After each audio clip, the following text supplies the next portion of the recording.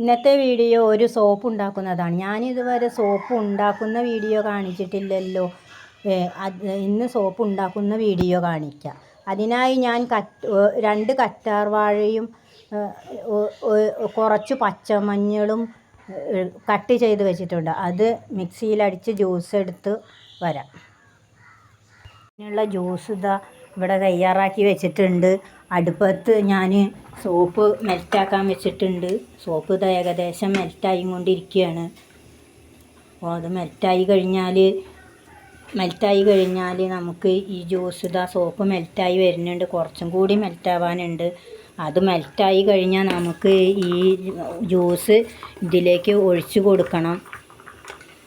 എന്നിട്ട് നമുക്ക് പാത്രങ്ങളിലേക്ക് അതൊക്കെ റെഡിയാക്കി വെക്കാം. അപ്പോൾ ഞാനിത്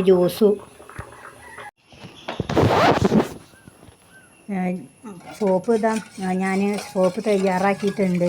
ഇനി ഇത് കുറച്ച് ചൂടോടെ തന്നെ നമുക്ക് ഈ പാത്രങ്ങളിലേക്ക് ഒഴിച്ച് കൊടുക്കാം. ഇങ്ങനത്തെ പാത്രങ്ങളാണ് എടുത്തിട്ടുള്ളത്. ഇവിടെ ഇങ്ങനത്തെ പാത്രങ്ങളുള്ളൂ. സോപ്പിൻ്റെ മോൾഡൊന്നുമില്ല. അപ്പോൾ പാത്രങ്ങളിലേക്ക് ഒഴിക്കുകയാണ്. ഇനി എല്ലാ പാത്രങ്ങളിലേക്കും നമുക്ക് കുറേശ്ശായിട്ട് ഒഴിച്ച് കൊടുക്കാം.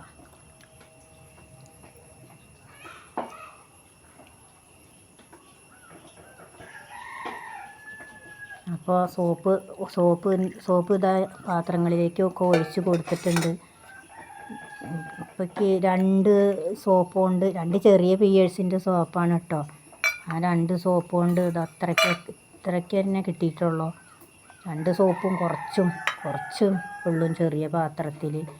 അപ്പോൾ ഇനി ഇത് നല്ല കട്ടിയാവട്ടെ. എന്നിട്ട് അത് അടർത്തിയെടുക്കണ ഭാഗം കാണിക്കാം.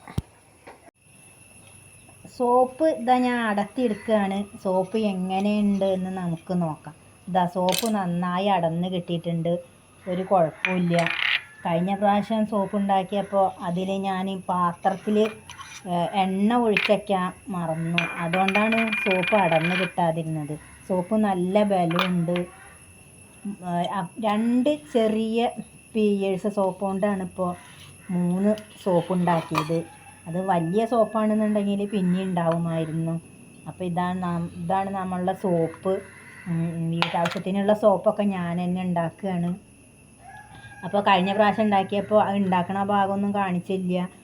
അടക്കിയെടുത്തപ്പോൾ അത് അരിയൊക്കെ പിടിച്ചിട്ടുണ്ടായിരുന്നു. അപ്പോഴേക്കത് നല്ലപോലെ ഒന്ന് വീഡിയോ എടുത്ത് കാണിക്കണം എന്നുണ്ടായിരുന്നു.